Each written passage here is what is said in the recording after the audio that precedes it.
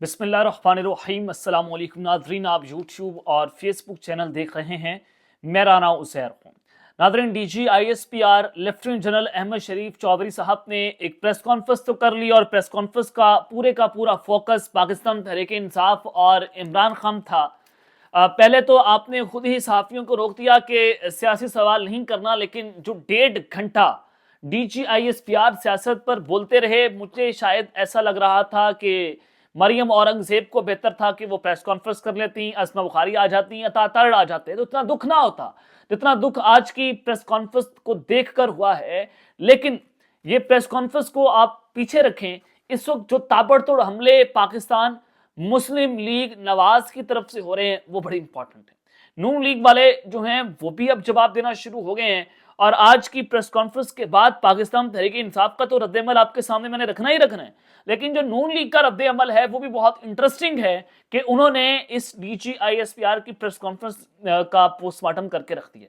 दो रद्द-ए-अमल, पाकिस्तान मुस्लिम लीग नवाज का और PTI का, दोनों के रद्द-ए-अमल जो है मुख्तलिफ हैं और इन दोनों की डिटेल्स मैंने आपके सामने आज के इस वीलॉग के अंदर रखनी है कि नून लीग वाले भी फट पड़े और पाकिस्तान तहरीक इंसाफ ने तो आज आखिरी कर दी है आज की प्रेस कॉन्फ्रेंस के बाद। और फिर दूसरी खबर पर जो हमने बात करनी है कि सुप्रीम कमांडर ने, जो हमारे आर्म फोर्सेस के सुप्रीम कमांडर हैं, उन्होंने वज़ीर आज़म से इस्तीफा तलब कर लिया। ये मामला क्या है, इस हवाले से एक्सक्लूसिव खबर है जो मैं आपको आज के इस वीलॉग के अंदर देनी है। और फिर मुज़ाकरात के हवाले से एक बहुत बड़ी ब्रेकिंग आ रही है कि मुज़ाकराती अमल को ब्रेक लग गई है। ये मामला और माजरा क्या है ये भी आपके सामने आज के इस वीलॉग में रखा जाएगा। लेकिन अगर आपने इस चैनल को सब्सक्राइब नहीं किया, चैनल को सब्सक्राइब कर लें, बेल आइकन को दबा दें, आने वाली तमाम तरह अपडेट्स आपकी खिदमत में बर वक्त पेश होती रहें। नाज़रीन, DG ISPR की प्रेस कॉन्फ्रेंस को देखकर बहुत दुख हुआ कि वो आज मुसलसल जत्थे सियासी फितना, सियासी दहशतगर्द, वो ये अल्फाज कहकर पुकारते रहे। एक तरफ तो आप कह रहे हैं कि मुज़ाकरात करेंगे, मुज़ाकरात आप नहीं कर रहे, और फिर अमरीकी पाबंदियों के ऊपर कोई सवाल नहीं पूछवाया गया, और फिर जो अमरीकी मुदाखलत हो रही है, आप कहते हैं ना कि अमरीकी मुदाखलत हो रही है इमरान खान की रिहाई को लेकर, तो आपने उस मुदाखलत के ऊपर कोई सवाल वो नहीं पूछा गया। तो इससे नजर आ रहा था कि जनाब ये कुछ लोगों को बिठाकर ही प्रेस कॉन्फ्रेंस करवाई गई है और अपनी मर्जी के सवालात थे, अपनी मर्जी के जवाबात थे, वो चलें, सारा कुछ मैनेज होता है, आपको भी पता है, हम बच्चे नहीं हैं। लेकिन जनाब वो एक जानिब सूरत हाल थी। लेकिन जिस तरह से 9 मई के ऊपर, 26 नवंबर के ऊपर आपने कहा कि ये 9 मई हुआ, फिर 26 नवंबर को भी आपने 9 मई करवा दिया, और फिर ये सारा हुआ, सियासी जत्थे आ गए थे, अवाम को आपने दहशतगर्द कह दिया कि 26 नवंबर को दहशतगर्द जो है वो इस्लामाबाद आए थे। तो आप अंदाजा करें कि अवाम को आप कीड़े मकोड़े कह रहे हैं। ये पाकिस्तान की तारीख में हमने पहली बार ऐसा होते हुए देखा है कि अवाम को टीवी पर आकर कीड़े मकोड़े कहा जा रहा है।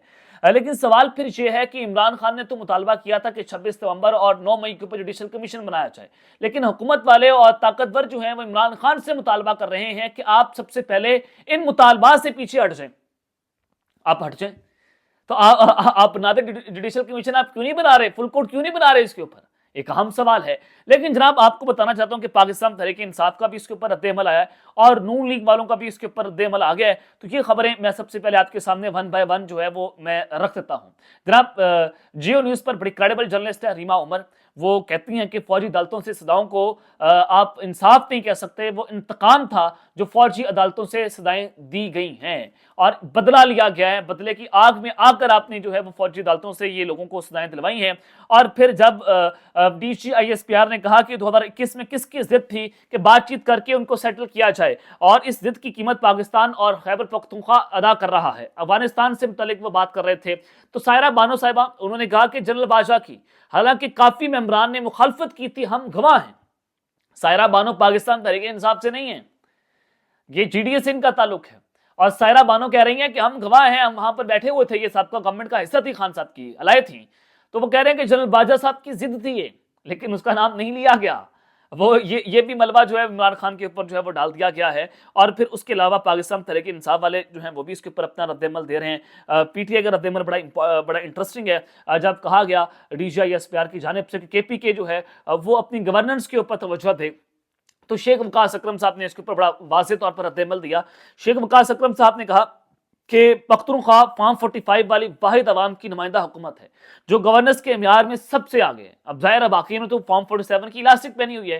کے پی کے میں یہ واحد گورنمنٹ ہے جو فارم 45 کے مطابق بنی ہوئی ہے, اور انہوں نے کہا کہ کے پی کے سب سے پہلے آئی ایم ایف کے اہداف کو مکمل کر چکا ہے. یہ بھی خبر آپ کے سامنے تھی, میں نے آپ کو رپورٹ بھی کیا تھا کہ کے پی کے وہ واحد صوبہ ہے جو سرپلس کے اندر جا رہا ہے. باقی پنجاب, سندھ, بلوچستان آپ نے ان کی کرپشن کر کے منجی ٹھوک دی ہے, اور اس میں کیش سرپلس ہے. ریونیو میں 44% کا اضافہ ہوا ہے, جبکہ ترقیاتی اخراجات 60% سے زائد ہیں. تو پھر آپ کون سی گورننس کی بات کر رہے ہیں؟ تو یہ ایک بڑا جائز قسم کا سوال شیخ وقاص اکرم صاحب نے D G I S P R کی اس پریس کانفرنس کی پوری اسٹیٹمنٹ کا جواب دے دیا, اور اب ان کے پاس کوئی جواب شاید نہیں ہوگا. عمر ایوب صاحب نے جناب کہا, انہوں نے جو ہے وہ بات کی, جب وہ کہا نا کہ 2021 میں جو کس کی ضد تھی کہ آپ دہشت گردی آپ نے یہاں پر امپورٹ کی, جو مراد سعید صاحب ہیں وہ رجیم چینج کے فوری بعد انہوں نے مسلسل اس کے اوپر آواز اٹھائی کہ کس طرح سے دہشت گردوں کو پاکستان میں امپورٹ کیا جا رہا ہے. ان کی جان کو خطرہ ہو گیا تھا, ان کو دھمکیاں ملنا شروع ہو گئی تھیں. اس کے بعد انہوں نے صدر پاکستان کو اپنی تھریٹ کے حوالے سے لیٹرز لکھنا شروع کر دیے تھے. وہ کون تھا جو پھر مراد سعید کو دہشت گردی کے خلاف آواز اٹھانے پر دھمکیاں دے رہا تھا, جس کا آج تک ہماری ریاست نے جو ہے وہ ازالہ نہیں کیا؟ تو عمر ایوب صاحب نے کہا کہ D G I S P R should know that it was general Bajwa who advocate peace talk with T T P. انہوں نے کہا کہ D G I S P R کو پتا ہونا چاہیے کہ جنرل باجوہ تھے جنہوں نے ٹی ٹی پی کے ساتھ بات چیت کا عمل جو ہے وہ آگے بڑھایا تھا. اور انہوں نے یہ بھی کہا کہ نیشنل سیکیورٹی کی جو 2021 میں میٹنگ ہوئی تھی, اس میں جنرل باجوہ نے تمام پارٹیسپینٹس کو جو نیشنل سیکیورٹی میٹنگ کے اندر بیٹھے ہوئے تھے ان کو یہ بتایا تھا کہ یہ سارے کانفلکٹس جو ہیں وہ نیگوشیشن سے, مذاکرات سے ختم ہوں گے. لیکن آج D G I S P R نے یہ ملبہ بھی پی ٹی آئی کے اوپر جو ہے وہ ڈالنے کی کوشش کی, اور انہوں نے کہا کہ یہ جو میٹنگ اٹینڈ ہوئی اس میں پاکستان کی جو ٹاپ پارلیمنٹیرین سے جو لیڈرشپ تھی, پی ٹی آئی کی, نون لیگ کی, پیپلز پارٹی کی اور ادر پارٹیز کی, سارے بیٹھے ہوتے اس جگہ کے اوپر 2021 کے اندر. اس میں جنرل باجوہ صاحب نے کہا تھا کہ یہ ساری جو کانفلکٹ ہے ہمارے ٹی ٹی پی کے ساتھ یہ نیگوشیشن سے ختم ہوگا. اور پھر میں آپ کو یہ بھی بتانا چاہتا ہوں کہ اس کے بعد پھر آپ کے پاس کیا جواب رہ جاتا ہے. مونا سرائی صاحب نے پھر ٹویٹ کر دیا, انہوں نے کہا کہ D G I S P R صاحب, I was sitting in parliament when the army leadership of the time addressed up and gave a lengthy presentation on integrating terrorists into our society as the best solution for reforming them. انہوں نے کہا کہ میں اس وقت وہاں پر موجود تھا, parliament کے اندر موجود تھا, جب ہماری لیڈرشپ نے پوری آرمی کی لیڈرشپ نے پوری پریزنٹیشنز دی تھی اس حوالے سے کہ کس طرح سے ٹیررسٹ جو اٹیکس ہیں اس کا خاتمہ کرنا ہے, دہشت گردوں سے لڑنا ہے, اس کا ایک حل ہے نیگوشیشنز. اب مونا سرائی صاحب کہتے ہیں وہاں پر موجود تھا. ایک اور گواہی یہاں سے آ گئی, اور پھر سب سے بڑی گواہی جو میں کہہ رہا ہوں کہ نون لیگ والے جو ہیں وہ بھی پھٹ پڑے ہیں.